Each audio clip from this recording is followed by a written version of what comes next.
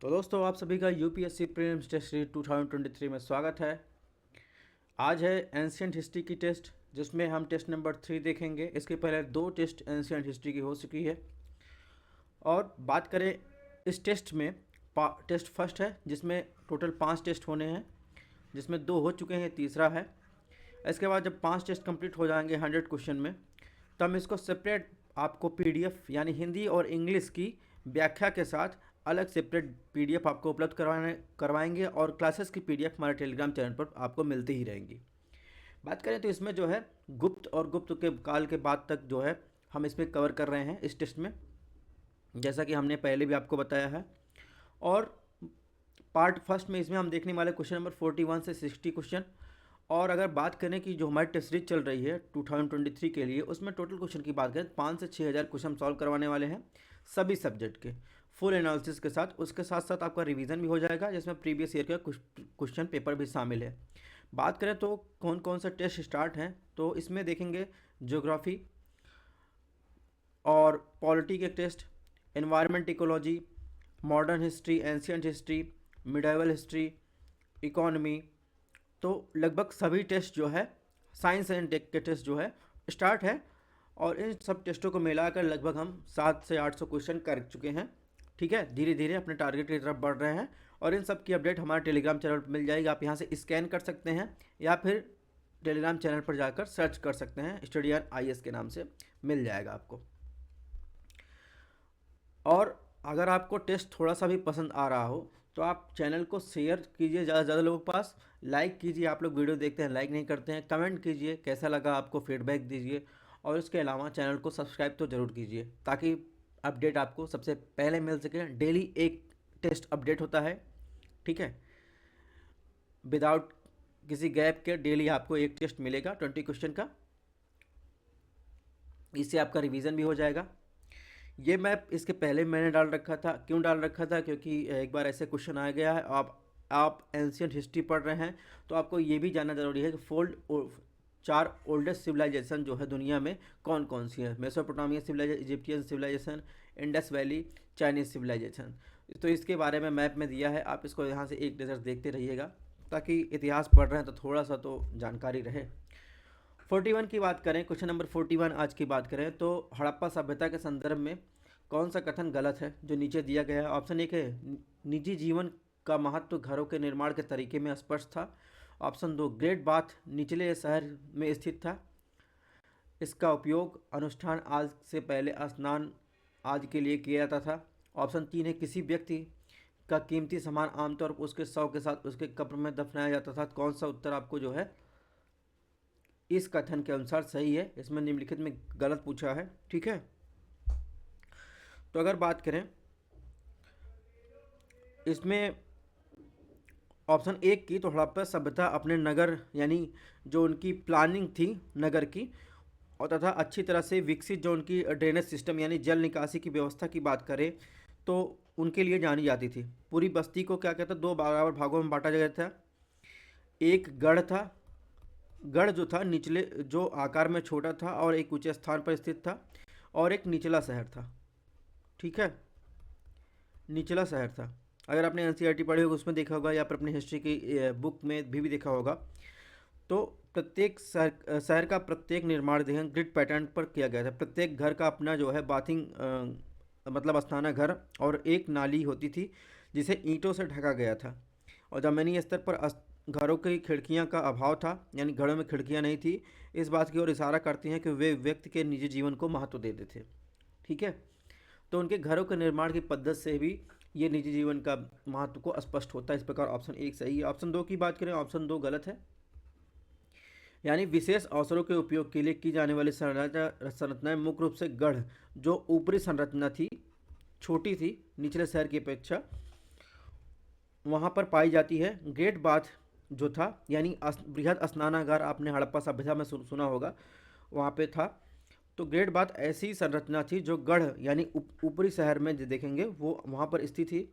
यहाँ पर सार्वजनिक महत्व की संरचना थी ये, तथा इसका उपयोग अनुष्ठान स्नान के लिए किया जाता था। यह आकार में आयताकार और तीनों तरफ से गलियारों से घिरा हुआ था। इसमें वस्त्र बदलने के कमरे भी बने थे।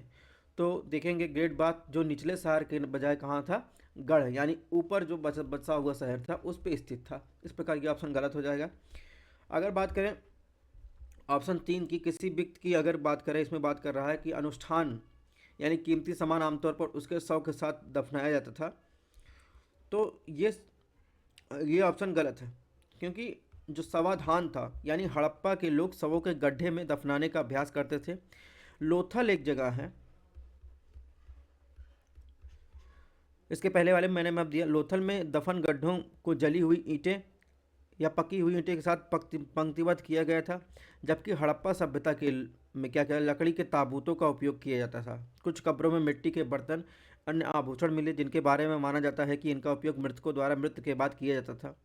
हालांकि यह माना जाता है कि हड़प्पा वासी कीमती चीज़ों को मृतकों के साथ दफनाने में विश्वास नहीं रखते थे, तो ये भी गलत हो जाएगा। इस प्रकार इसमें जो है ऑप्शन सी, यानी देखेंगे 2 और 3 इसके हिसाब से जो है गलत है, तो ऑप्शन सी जो है सही होगा। अब बात करते हैं क्वेश्चन नंबर 42। कुछ आर्टफैक्ट दिए हैं यानी कलाकृति दिए हैं और उनके मटेरियल सामग्री दी हैं, तो उनका मिलान आपको बताना है कौन सा युग्म गलत सम्मिलित है।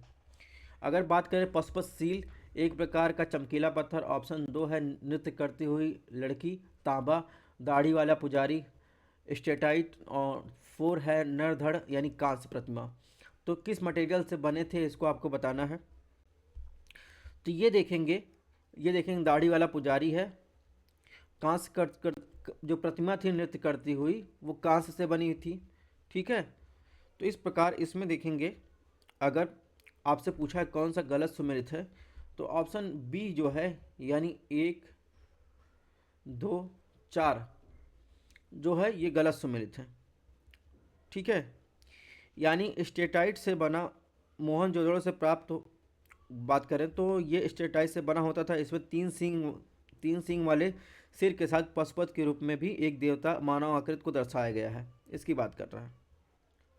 ठीक है, अगर बात करें इसके अलावा यहाँ हाथी, बाघ, गैंडा, भैंस जैसे जानवरों से घिरा हुआ था। इस आकृति के नीचे 2 मृग भी दिखाई देते हैं। ऑप्शन 2 गलत इसलिए है क्योंकि नृत्य करती हुई जो लड़की है वो कांस्य से बनी हुई है, कांस्य मूर्ति से बनी हुई है, जिसमें एक नग्न लड़की को आभूषणों से ढका हुआ त्रिभंगा स्थिति में खड़ा किया गया है। दाढ़ी वाला पुजारी ये सही है, मोहनजोदड़ो से प्राप्त हुआ ये वाली आकृति। इसके अलावा ऑप्शन 4 की बात करें, नरधड़ हड़प्पा से प्राप्त होता है, यह लाल बलुआ पत्थर से बना होता है, यह केवल ललाट मुद्रा के दर्शाता है जिसमें सिर और भुजाओं स्थानों पर छेद होता है, तो ये ऑप्शन भी जो है गलत है। इस प्रकार इसमें जो है ऑप्शन देखेंगे बी 1, 2, 4 गलत होगा, ऑप्शन बी सही होगा। अब बात करते हैं सिंधु घाटी सभ्यता के दौरान व्यापार के संबंध में निम्नलिखित कथनों पर विचार कीजिए। ऑप्शन 1 है तांबा मगध से प्राप्त किया जा गया था, दूसरा नाम ओमान पाया गया। ऑप्शन 2 हड़प्पा के लोग व्यापार की सुविधा के लिए नावों और जहाज़ों का इस्तेमाल करते, कौन सा कथन सही है। यानी कॉपर वॉज ऑब्टेन्ड फ्रॉम मगन, another name from another name for Oman. ठीक है, तो हड़प्पा लोग जो थे, दूसरा ऑप्शन है, वो बोट्स और शिप का ट्रेड करने के लिए यूज करते थे। तो इसमें पूछा है कौन से कथन सही है। यानी मेसोपोटामिया, जैसे हमने आगे दिखाया, मेसोपोटामिया जो है पुरानी सभ्यता है, उसके बारे में मैंने पहले मैप में दिखा दिया। तो मेसोपोटामिया के लेखों में ओमान को मगन कहते थे। ओमान और हड़प्पा के लोगों के बीच व्यापार के प्रमाण मिलते हैं। व्यापार खाता कमोडिटी एक्सचेंज था। व्यापार कैसे होता था, पैसों से नहीं होता था, यानी वस्तु विनिमय, वस्तु के बदले क्या दिया जाता था, वस्तु जो है के तहत व्यापार होता था, जिसमें हड़प्पा वासियों ने ओमानी तांबे के साथ संग्रहित तरल के रिसाव को रोकने के लिए मोटी मिट्टी के साथ लेपित कर एक जार का आदान प्रदान किया जाता था। तो इस प्रकार देखेंगे ऑप्शन 1 सही, ऑप्शन 2 भी सही है। हड़प्पा लोग जो है व्यापार सुविधा के लिए नावों का और जहाज़ों का इस्तेमाल करते थे। ठीक है, इस प्रकार इसमें ऑप्शन सी सही होगा। यानी मेसोपोटामिया ग्रंथों में हड़प्पा सभ्यता के लोगों को क्या कहा जाता था, मेलुहा कहा जाता था। हड़प्पा सभ्यता के लोग क्या जाता, मेलुहा कहा जाता था। मेलुहा का मतलब होता है नाविकों की भूमि। मेलुहा का मतलब होता है नाविकों की भूमि। तो इस प्रकार जो है इससे पता चलता है कि हड़प्पा वासी जो है ट्रेड के लिए शिप का इस्तेमाल करते थे। और इसके अलावा कुछ मुहरों में नावों और जहाज़ों के संकेत भी मिलते हैं। क्वेश्चन नंबर 44 का देखते हैं, इसमें क्या पूछा है। इसमें भी सिंधु घाटी सभ्यता के संबंध में नीचे दिया गया कौन सा कथन सबसे कम उपयुक्त है। ऑप्शन 1 प्राचीन हड़प्पा सभ्यता में ग्रामीण जीवन के प्रमाण प्रस्तुत किए गए हैं। ऑप्शन बी, एक एकीकृत राज्य हड़प्पा के अंत ने इस सभ्यता के अंत को चिन्हित किया हो सकता है। ऑप्शन सी, वनों की कटाई तथा नदी मार्ग में कुछ परिवर्तन कुछ बस्तियों के स्थानीय गिरावट के लिए जिम्मेदार है। ऑप्शन डी, लोगों द्वारा बड़ी मात्रा में पॉलीक्रोम के मिट्टी के बर्तनों का उपयोग किया गया। तो इसमें सबसे कम उपयुक्त कौन है हड़प्पा सभ्यता से रिलेटेड? तो सबसे कम उपयुक्त की बात करें, जो ये देख रहे हैं ये गलत है, यानी सबसे कम उपयुक्त है। ठीक है, यानी कहा जाता है कि हड़प्पा वासियों ने सादे या चित्रित जो मिट्टी के बर्तनों का इस्तेमाल किया। वो चित्रित बर्तनों के लाल और काले रंग के से मिट्टी बर्तनों के रूप में जाना जाता है, जिन्हें लाल रंग चित्र से चित्रित किया गया, जिन्हें ज़्यादातर ज्यामिति पैटर्न जानवरों और पक्षियों का काले डिजाइन किए जाते थे। हालांकि हड़प्पा सभ्यता में पॉलीक्रोम मिट्टी के बर्तन का उपयोग बहुत दुर्लभ था। ठीक है, बड़ी मात्रा में नहीं था, बहुत दुर्लभ था। तो इस प्रकार जो है उसमें ऑप्शन डी कम उपयुक्त है। क्वेश्चन नंबर 45 देखिए, हड़प्पा सभ्यता की धार्मिक मान्यताओं का संदर्भ में पूछा गया है दोस्तों। इसमें ऑप्शन ए की बात करें तो शिश्न व स्त्रीलिंग के अंगों की पूजा प्रचलित थी। ऑप्शन दो, सिंधु सभ्यता के लोग भूतों और बुरी ताकतों में विश्वास करते थे, उनके खिलाफ सुरक्षा के रूप में ताबीज का इस्तेमाल करते थे। ऑप्शन तीन है, हड़प्पा सभ्यता में मिली मोहरों पेड़ों छवियों से रहित थी। कौन सा कथन जो है सही है इसमें? तो इसमें देखेंगे जो ऑप्शन एक है वो सही है। ठीक है, यानी हड़प्पा की मोहरों में कई देवी देवताओं की टेराकोटा की आकृतियां मिली, जहां देवी की पूजा का संकेत देती हैं। साथ ही आप भ्रूण से निकलने वाला पौधा इस बात की ओर संकेत करता है कि धरती माता की भी पूजा की जाती थी। यहाँ शिश्न पूजा के प्रमाण मिले, जो बाद में हिंदू धर्म में शिवलिंग के रूप में विकसित हुए। इसलिए पत्थर के बने कई लिंग स्त्रीलिंग अंगों के प्रतीक बन गए। तो इस प्रकार देखेंगे ऑप्शन एक सही है, ऑप्शन दो भी सही है, यानी शिव शब्द के लोग भूतों और बुरी ताकतों में जो है विश्वास करते थे। मोहनजोदड़ो की नृत्यांगना लड़की की कांस्य प्रतिमा भी उसकी बाहों में एक ताबीज लिए हुए प्रतीत होती है। ठीक है, इससे पता चलता है वो लोग विश्वास करते थे। ऑप्शन तीन की बात करें तो ऑप्शन तीन गलत है, यानी हड़प्पा के लोग एक सींग वाले घंटे कुबड़ वाले बैल जैसे जानवरों की पूजा करते थे। वे प्रकृति पूजा में विश्वास करते थे। मोहरों पर पेड़ों को भी दर्शाया गया। एक मुहर में पीपल के पेड़ की शाखाओं के बीच देखेंगे एक देवता को दर्शाया गया। यानी हड़प्पा सभ्यता मिलने पेड़ों की छवियों से रहित नहीं थी। सहित अगर होता, यानी पेड़ों की छवियों को भी उसमें दर्शाया गया था, तो ये सही होता, लेकिन इसमें रहित लिखा है। तो इस प्रकार देखेंगे ऑप्शन जो है एक और दो देखेंगे वो सही है, ऑप्शन सी। क्वेश्चन नंबर 46 की बात कर, हड़प्पा सभ्यता के संदर्भ में जो है कुछ स्थल दिए गए हैं और उसके निष्कर्ष दिए गए हैं, उसको जो है आपको देखना कौन सही सुमेलित है। धौलावीरा जो है सबसे बड़े सिंधु शिलालेखों में से एक। मोहनजोदड़ो दाढ़ी वाला पुजारी। लोथल मनका बनाने का कारखाना। हड़प्पा पशुपति मोहर। तो इसमें देखेंगे कौन सा जो है स्थल और उसके निष्कर्ष को देखेंगे। तो इसमें अगर ऑप्शन एक की बात करें, एक जो है धौलावीरा से सबसे बड़े सिंधु शिलालेख मिले हैं, यानी साइन बोर्ड के साक्ष्य मिले हैं, यानी सिंधुलिपि के 10 अक्षर थे उसमें। ठीक है, धौलावीरा की अन्य फैक्ट की बात करें तो धौलावीरा सिंधु सभ्यता का जो है पांचवा जो है सबसे बड़ा शहर है, और इसकी खोज जो है 1968 में देखेंगे पुरातत्वविद जगतपति जोशी ने की थी। ठीक है, जगतपति जोशी ने 1968 में की थी। हाल ही में यूनेस्को के विश्व धरोहर स्थलों में शामिल किया गया। भारत की 40वीं साइट है और टैग पाने के लिए प्राचीन सिंधु सभ्यता के पहली साइट है। ठीक है, धौलावीरा में अन्य निष्कर्ष की बात करें तो विशाल जल भंडार, अद्वितीय जल दोहन प्रणाली, स्टेडियम, बांध और तटबंध भी मिले हैं। ठीक है, ऑप्शन दो की बात करें, ऑप्शन दो भी सुमेलित है। ठीक है, मोहनजोदड़ो जो की बात करें ऑन फैक्ट, मोहनजोदड़ो जो था वो सिंधु के सभी नगरों में सबसे बड़ा था। यह वर्तमान में पाकिस्तान के सिंधु नदी के पास स्थित है। हड़प्पा और मोहनजोदड़ो इस सभ्यता के दो प्रमुख स्थल हैं। शहरी प्लानिंग के लिए ये विख्यात है। ठीक है, ऑप्शन तीन की बात करें तो ये भी सही है कि लोथल और चौंदड़ो में मनके बनाने के प्रसिद्ध कारखाने स्थल में स्थित हैं। लोथल में मिले एक गोदाम की कई मोहरें मिली हैं। ऑप्शन चार की बात करें तो ऑप्शन चार गलत है, क्योंकि प्रसिद्ध जो पशुपति मुहर मोहनजोदड़ो से खोजी गई, ना कि जो है हड़प्पा से खोजी गई। ठीक है, तो ये मोहनजोदड़ो से खोजी गई थी। यानी कौन कौन सही सुमेलित थे, 1 2 3 जो है सही सुमेलित थे, यानी ऑप्शन 1। क्वेश्चन नंबर 47 की बात करें, इसमें क्या पूछा है, सिंधु घाटी सभ्यता के संदर्भ में कौन सा कथन सही नहीं है। ऑप्शन ए है कुछ अन्य हड़प्पा शहरों के विपरीत थे जो 2 भागों में विभाजित थे, धौलावीरा को 3 भागों में विभाजित किया गया था।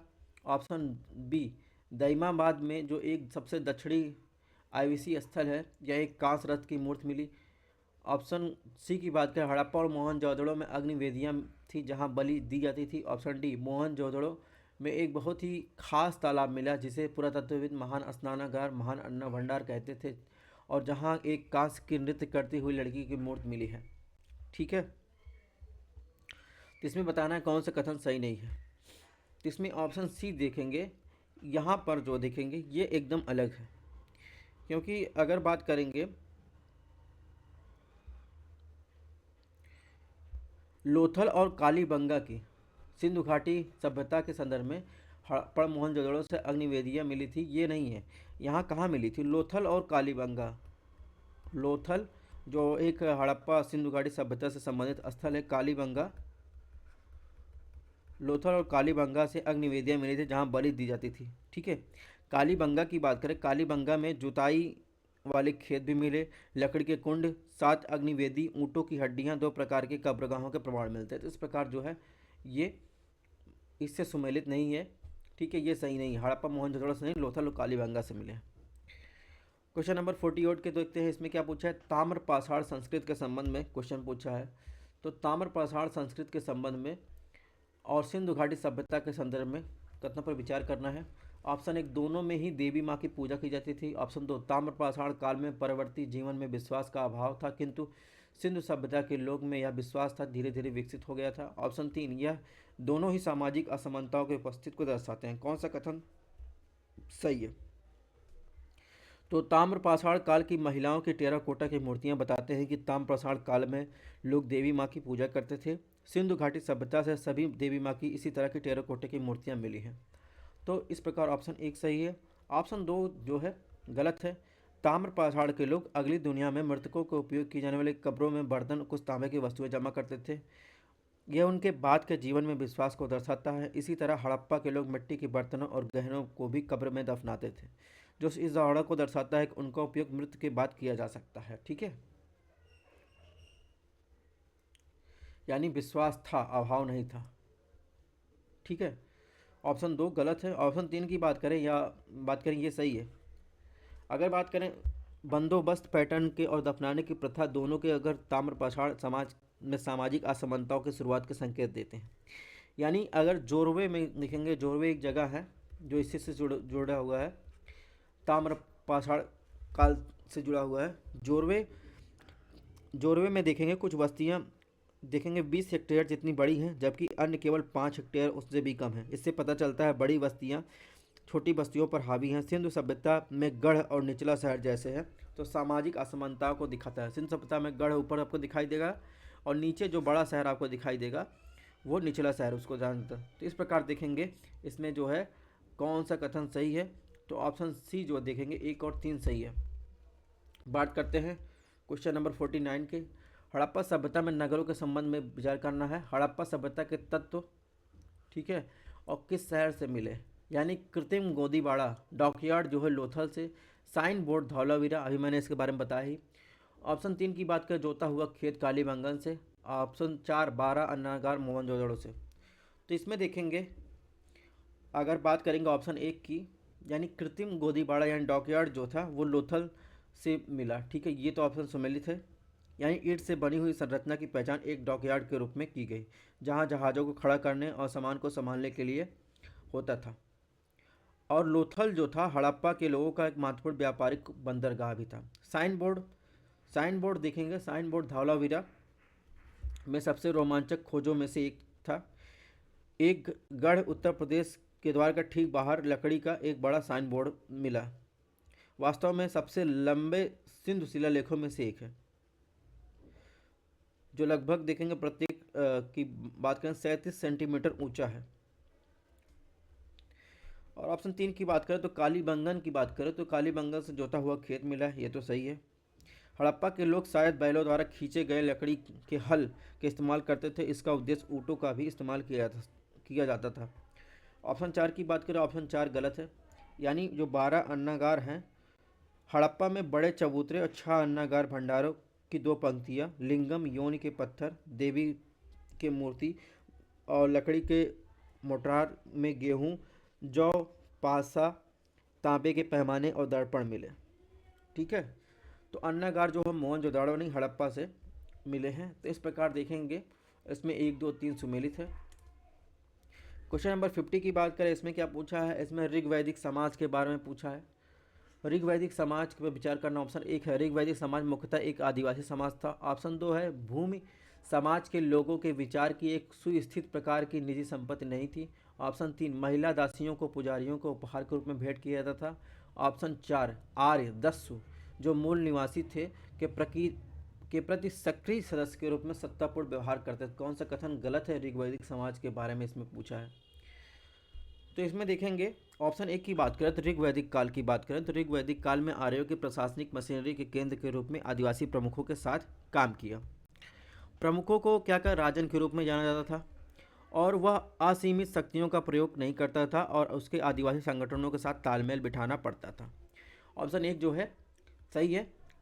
ठीक है, ऑप्शन 2 की बात करें ये भी सही है। यानी समाज में आदिवासी तत्व मजबूत थे, करों के संग्रह भूमि संपत्ति के संचय के आधार पर सामाजिक विभाजन अनुपस्थित थे, समाज काफ़ी हद तक समतावादी था।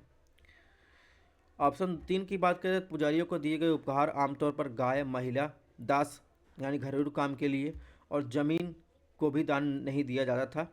ज़मीन को भी दान नहीं दिया जाता, यहाँ तक कि अनाज का दाना भी दुर्लभ था। ऐसा लगता है कि गाय धन का सबसे महत्वपूर्ण स्रोत थी। यानी अनाज वगैरह नहीं दिया जाता था, गाय दी जाती थी, महिलाएं दास के रूप में दी जाती थी। ठीक है, बात करें ऑप्शन 4 की तो ये गलत है। आर्य 2 प्रकार के संघर्षों में लिप्त थे। पहला वे अपने पूर्व आर्यों से लड़ रहे थे, दूसरा आपस में लड़ रहे थे। ईरानी पुस्तक अवेस्ता में वर्णित है दास प्रारंभिक आर्यों की शाखा थी। ऋग्वेद में देशों के मूल निवासियों का प्रतिनिधित्व करने वाले दिवोदास भारत कबीले के दास नामक एक प्रमुख सांबर के हार का उल्लेख है। तो इस प्रकार देखेंगे जो सक्रिय रूप से सत्तापूर्ण व्यवहार करते थे तो ये गलत है। तो इसमें जो है कौन सा गलत है, ऑप्शन 4 जो है गलत है। क्वेश्चन नंबर 51 को देखते हैं। 51 में क्या पूछा है, वैदिक काल के बारे में पूछा है। प्राचीन नदी का नाम, वर्तमान नदी का नाम आपको सम्मिलित करना है। ऑप्शन 1 है सुवास्तु का मिलान स्वात के कुंभा, काबुल, गोमती, गोमल, अस्कनी, झेलम, सदानीरा, गंडक, वितास्ता जो है चिनाब। तो इसमें बताना है आपको, सुमेलित करना है प्राचीन नदी का नाम, वर्तमान नदी का नाम। ठीक है, तो इसमें देखेंगे अगर सुमेलित करेंगे तो ऑप्शन सी ये यानी सुवास्ता का संबंध जो है स्वात से है। ठीक है,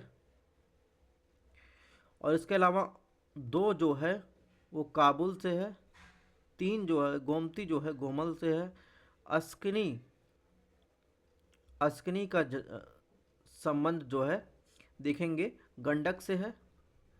इसके अलावा पांचवा जो है सदानीरा का संबंध जो देखेंगे वो पांचवा जो सदानीरा का संबंध जो है आप देखेंगे गंडक से है। और चौथा जो है वो चिनाब से, अस्कनी का संबंध जो है चिनाब से। ठीक है, छठवां जो वितस्ता है उसका संबंध जो है झेलम से। तो इस प्रकार ऑप्शन सी इसमें सही होगा। अगर बात करें दोस्तों प्राचीन काल की बात करें तो नदियों के इतिहास के एक महत्वपूर्ण हिस्सा रही हैं। नदियों के किनारे और इसकी घाटियों में सभ्यताएं उन कारकों के कारण फली फूली जिनमें पीने, कृषि के लिए, संचार, व्यापार के लिए इससे संबंधित पहलू नदियों से संबंधित थे। जैसे सिंधु जो था, सिंधु नदी ऋग्वेद में सबसे अधिक उल्लेखनीय रही है। यानी अगर ऋग्वेद की बात करें तो उसमें सिंधु नदी सबसे इम्पॉर्टेंट रही है। ठीक है, इसके अलावा इसमें जो नहीं लिखा है परुष्णिनी नदी जो प्राचीन नाम है, परुष्णिनी नदी उसका जो वर्तमान नाम है उसे क्या कहते हैं, उसे रावी के नाम से जाने जाते हैं। ठीक है, और इसके अलावा बात करें तो प्राचीन नदी एक नाम था सतुदी। सतुदी जो है सतलज को कहते हैं, सतलुज के कहते हैं। और इसके अलावा बात करें दृष्टिवती, दृष्टिवती घाघरा को कहते हैं। ठीक है, विपाशा ब्यास को कहते हैं। ये कुछ प्राचीन नदियों के नाम है, इसको भी आपको ध्यान रखना है। विपाशा ब्यास नदी को कहते हैं। तो इस प्रकार इसमें ऑप्शन सी जो है सुमेलित है। क्वेश्चन नंबर 52 को देखते हैं। 52 में क्या पूछा है, प्रारंभिक वैदिक काल के संदर्भ में पूछा है। कथन पर विचार। ऑप्शन एक है प्रारंभिक वैदिक समाज पुरुष प्रधान था। ऑप्शन दो कृषि उनका प्राथमिक व्यवसाय था। ऑप्शन तीन उन्होंने घोड़े को पालतू बनाया। ऑप्शन चार वे अपने रथों में स्पोक वाले पहियों का प्रयोग करते थे। कौन सा कथन सही है प्रारंभिक वैदिक काल में? अगर ऑप्शन एक की बात करें तो आर्य समाज पुरुष प्रधान और सत्तात्मक प्रकृति का था। बेटियों को जन्म की तवज्जो नहीं दी जाती थी, लेकिन एक बार पैदा होने के बाद उनके साथ दया और सम्मान का व्यवहार किया जाता था। स्त्रियों को घर में सम्मान स्थान प्राप्त था। महिलाओं को उनके आध्यात्मिक बौद्धिक विकास के लिए पुरुषों के समान अवसर दिए गए थे। ठीक है। ऋग्वैदिक काल में अपाला, ऋग्वैदिक काल की बात कर, ऋग्वेद में अपाला, विश्ववर, घोष और लोप मुद्रा जैसी महिला कवित्री थी। महिलाएं लोकप्रिय सभाओं में शामिल हो सकती थीं। कोई बाल विवाह नहीं था और सती प्रथा का अभाव था। यानी अगर बात करें कुल मिलाकर जो प्रारंभिक वैदिक समाज था वो पुरुष प्रधान था, ये तो सही है, लेकिन स्त्रियों को भी सम्मानजनक स्थान प्राप्त था। ऑप्शन दो की बात करें तो आर्यों का प्रारंभिक जीवन मुख्य रूप से पश्चार प्रतीत होता है। कृषि द्वितीय व्यवसाय था, यानी प्राथमिक व्यवसाय था क्या था, पश्चार, द्वितीय व्यवसाय कृषि था। ये ऑप्शन गलत हो जाएगा। ऑप्शन तीन की बात करें तो घोड़े जो थे उनके जीवन में महत्वपूर्ण स्थान थे, ये सही हो जाएगा। चौथी बात करें तो चौथी बात भी सही है। ऋग्वेद में बढ़ई, रथ निर्माता, बुनकर, चमड़े का काम करने वाले कुम्हार आदि जैसे कारीगरों का उल्लेख मिलता है। स्पोक वाला पहिया पहली बार 2300 ईस्वी में काकेशस क्षेत्र में दिखाई दिया। सबसे पहले आर्य यहाँ रहते थे। तो इस प्रकार देखेंगे कौन सा कथन जो है सही है। तो इसमें सही कथन की बात किया है तो ऑप्शन डी 1, 3, 4 सही है, यानी दो ऑप्शन गलत है। प्राथमिक व्यवसाय जो था पश्चार था, सेकेंडरी व्यवसाय जो है कृषि था।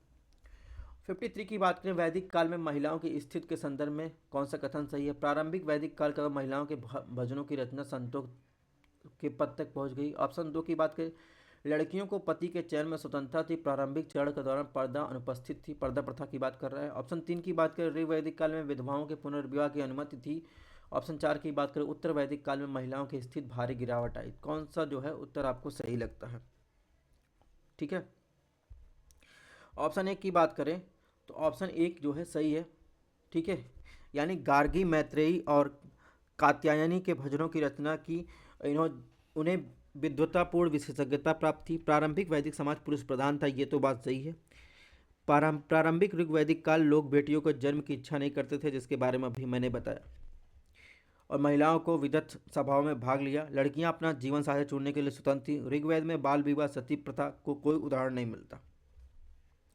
ऑप्शन दो की बात करें तो ऑप्शन दो जो है यानी ऑप्शन लड़कियों को पति चरण की स्वतंत्रता, प्रारंभिक जीवन प्रथा अनुपस्थित थी, ये तो बात कर ली, ये ऑप्शन भी सही है।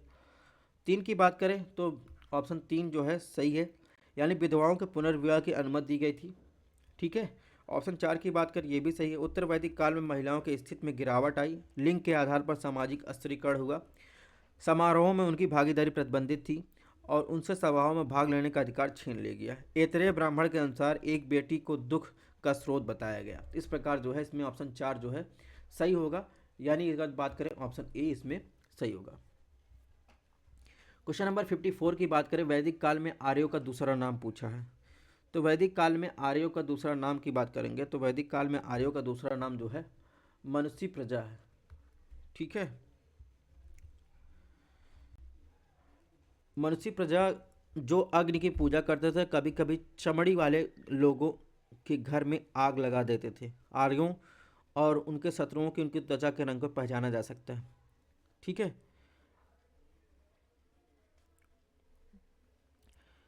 अगर मारुत के बारे में बात करें तो मारुत घोड़ा घोड़ा ताकत का प्रतीक है। आमतौर पर जो है शक्ति रूपक के रूप में नियोजित किया जाता है। वैदिक लोग प्रजा और पशु के अलावा घोड़ों के लिए प्रार्थना करते थे। और ऑप्शन 3 की बात करें, पशुबंध की बात करें तो पशु बलि को पशुबंध कहा जाता था।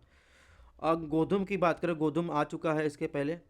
गोधूम जो था, गेहूं को गोधूम के नाम से जाना जाता था। अन्य फसलों को जौ को क्या यव कहा जाता था। सेम को तिल को टीला, व्रीह चावल थी। तो इस प्रकार जो है इसमें कुल मिलाकर ऑप्शन ए सुमेलित है। क्वेश्चन नंबर 55 में ऋग वैदिक उत्तर वैदिक काल के बीच अंतर के संदर्भ निम्नलिखित कथनों में कौन सा कथन सही। ऑप्शन ए, ऋग वैदिक काल में केवल केवल स्वैच्छिक दान बलि लिया जाता था, जबकि करों के संग्रह की व्यवस्था उत्तर वैदिक काल में स्थापित की गई थी। ऑप्शन 2, और प्रारंभिक वैदिक काल में वस्त्र विनिमय प्रणाली सबसे अधिक प्रचलित थी, जबकि बाद में वैदिक काल में इसे बड़े पैमाने पर सोने चांदी के सिक्कों का आदान प्रदान से बदल दिया गया। ऑप्शन 3 की बात करें, ऋग वैदिक काल में राजाओं के पास कोई अस्थायी सेना नहीं थी, लेकिन क्षेत्रीय विस्तार के लिए बाद में वैदिक समय में इसकी उपस्थिति प्रचुरता देखी गई। सही उत्तर आपको चुनना है। ये 4 ऑप्शन दिए गए हैं, ठीक है। तो ऋग वैदिक उत्तर वैदिक काल के बीच अंतर आपको बताना है। अगर अंतरों की बात करें, ऑप्शन 1 को देखें तो ऑप्शन 1 जो है सही है, यानी ऋग वैदिक काल केवल स्वैच्छिक दान यानी बलि लिया जाता था, जबकि करों के संग्रह की व्यवस्था उत्तर वैदिक काल में की गई थी, ठीक है। और संग्रहित्री संग्रहित्री जो था वो एक अधिकारी था जो इसके लिए नियुक्त किया गया था उत्तर वैदिक काल में जो है कर संग्रह करने के लिए। ऑप्शन 2 की बात करें, ये भी सही है। उत्तर वैदिक काल में जीवन जो है गतिहीन हो गया, ठीक है।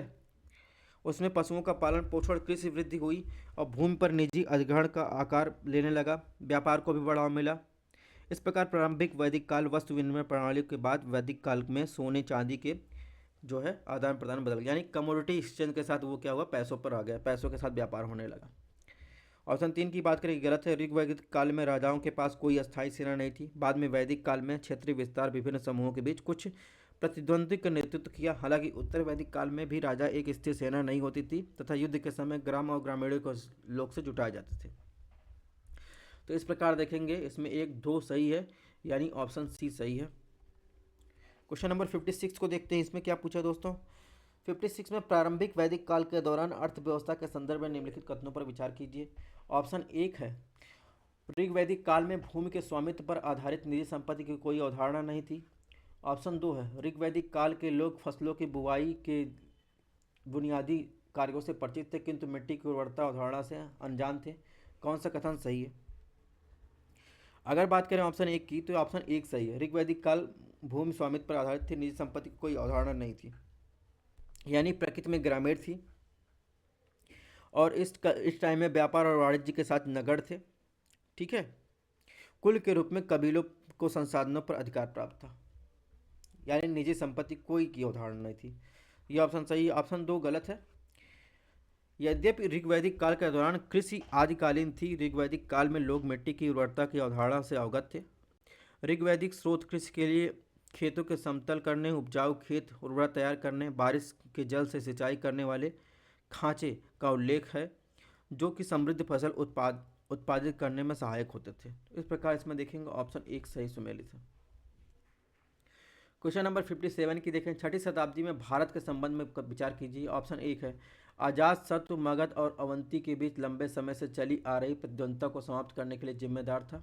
ऑप्शन 2, अवंती साम्राज्य को शहरों में लौह अयस्कों को गलाने के काम बड़े पैमाने पर किया जाता था। ऑप्शन 3, नंदों के शासन में वैशाली मगध की राजधानी के रूप में उभरी। कौन सा कथन इसमें गलत है। 6ठी शताब्दी में भारत के संबंध में पूछा है आपसे। तो ऑप्शन 1 की बात करें तो ऑप्शन 1 जो है गलत है, यानी एक बौद्ध ग्रंथ अगुंतर निकाय में 16 महाजनपदों और बड़े राज्यों की उपस्थिति का उल्लेख मिलता है। वे विंध्य श्रेणी की उत्तर पश्चिमी सीमा से लेकर बिहार तक फैले हुए थे। इनमें कोसल मगध, ठीक है, 2 शक्तिशाली राज थे। मगध हर्यक वंश और उसके शासक बिंबिसार के शासन के दौरान सत्ता पर उभरा। मगध की राजधानी राजगीर थी। इस राजवंश के अंतिम शासक उदयन शिशुनाग वंश द्वारा सफल हुए थे। अवंती मगध का सबसे प्रतिद्वंदी था। उज्जैन और महिष्मती की राजधानियाँ थीं। और इसके अलावा बात करें, प्रतिद्वंदिता अवंती के सुसंगों के हार के साथ समाप्त हुई। इसलिए अजातशत्रु नहीं बल्कि सुसंग जो सासुंग वंश ने अवंती का अंत किया। ठीक है, अजातशत्रु ने सासुंग वंश ने अवंती का अंत किया। ऑप्शन दो की बात करें, ऑप्शन दो सही है। अवंती साम्राज्य जो था वो शहरों में लौ एस को गलाने के बड़े पैमाने पर काम किया जाता था, यानी अच्छी गुणवत्ता वाले लौ हथियार की उपस्थित थी। ऑप्शन तीन की बात करें, ये भी सही है। अपने अंतिम शासक उदयन को हराकर हर्यक वंश के उत्तराधिकारी बने। सासुंगों ने राजधानी को राजगीर वैशाली हस्तांतरित कर दिया। सासुंगों को नंदों ने पराजित किया, जिनके पास सेना आपा की अपार शक्ति थी। इस प्रकार देखेंगे इसमें ऑप्शन एक कौन सा इसमें पूछा है गलत है। ठीक है, इसमें ऑप्शन सी में, एक सेकंड, इसमें गलत पूछा है ना, इसमें ऑप्शन मिस्टेक है, मैं बता रहा हूँ आपको।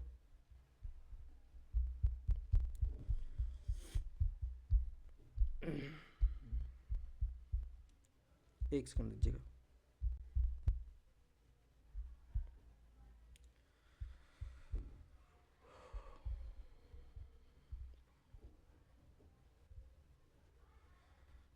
इसमें जो है एक ही ऑप्शन जो है गलत है, यानी एक ऑप्शन गलत है।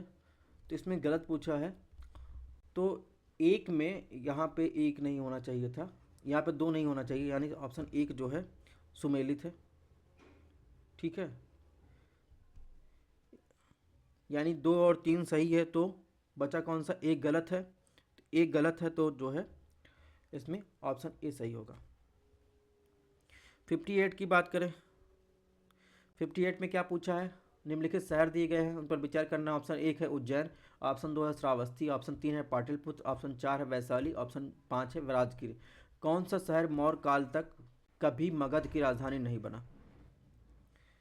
तो इसमें देखेंगे ऑप्शन बी, यानी उज्जैन और जो श्रावस्ती था, ये अपने उदय से लेकर मौर्य काल के अंत तक कभी मगध की राजधानी नहीं बना। उज्जैन अवंती की राजधानी थी, जो अच्छी गुणवत्ता वाले लोहे के हथियारों लोहे को गलाने के लिए जो है जाना जाता था, जबकि श्रावस्ती कौशल राज्य की राजधानी थी, जो उत्तर प्रदेश के गोंडा और बहराइच जिले में फैला हुआ है। मौर्य के समय में पाटलिपुत्र शहर उसके सामरिक महत्व के कारण मगध की राजधानी था। वैशाली शहर जो थे सैसुंगों के शासन के दौरान मगध की राजधानी थी, जबकि राजगिरी को क्या कहते हैं, पांच पहाड़ियों से घिरा हुआ हर एक वंश के दौरान राजधानी थी। तो इसमें उज्जैन और श्रावस्ती जो था ये मौर्य के काल के कभी मगध की राजधानी नहीं बने।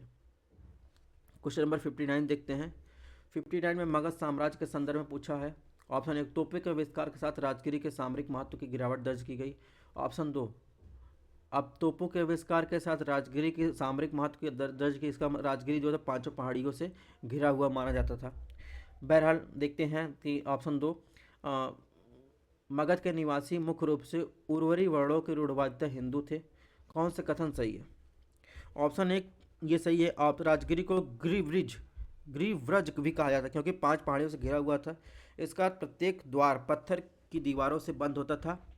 ठीक है, लेकिन उस काल में मौजूद सैन्य प्रत्योकी से अस्त्र के साथ इस आक्रमण करना मुश्किल था। हालांकि तोपों के उपयोग शहर की आसानी से आक्रमण किया जा सकता था, इसलिए रणनीतिक महत्व में गिरावट आई।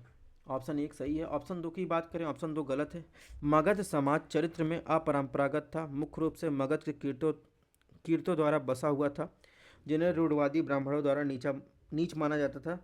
मगध शासकों का झुकाव सैन्य विजय की ओर था अधिक था, इसलिए अन्य राज्यों को हराकर पहले बड़े राज्यों के रूप में उभरा। तो इस प्रकार देखेंगे इसमें ऑप्शन एक सही है। क्वेश्चन नंबर 60 की बात करते हैं दोस्तों। इसमें कुछ विशेषताएं दी गई हैं और प्रस्तावित के बारे में बात किया गया है, यानी किसने इंट्रोड्यूस किया उन फीचर्स को। खरोष्ठी लिपि का मिलान यूनानी से किया गया है। अशोक के शिलालेखों की प्रस्तावना ईरान। सेना के हाथियों का व्यापक उपयोग नंद वंश। इसके अलावा घोड़े युक्त रक्त वैदिक लोग। तो कौन सा सुमेलित है।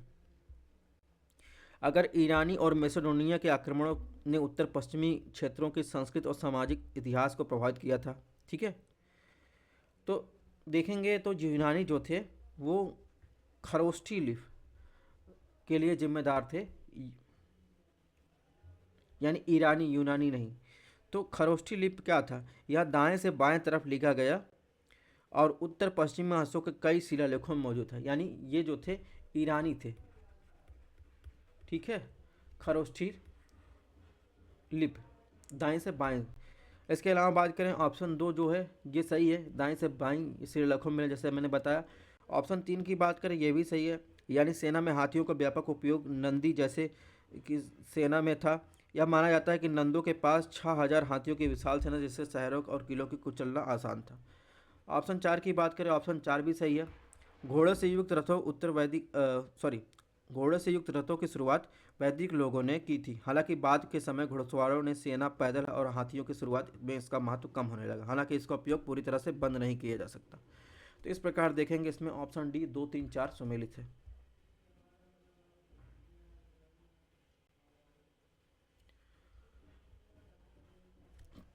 तो दोस्तों ये रहा हमारा जो है 60 क्वेश्चनों का जो है टारगेट पार्ट 3 में। मिलते हैं नेक्स्ट टेस्ट में पार्ट 4 में। Thanks for watching. अपनी हेल्थ का ध्यान रखिए, स्टे ट्यून।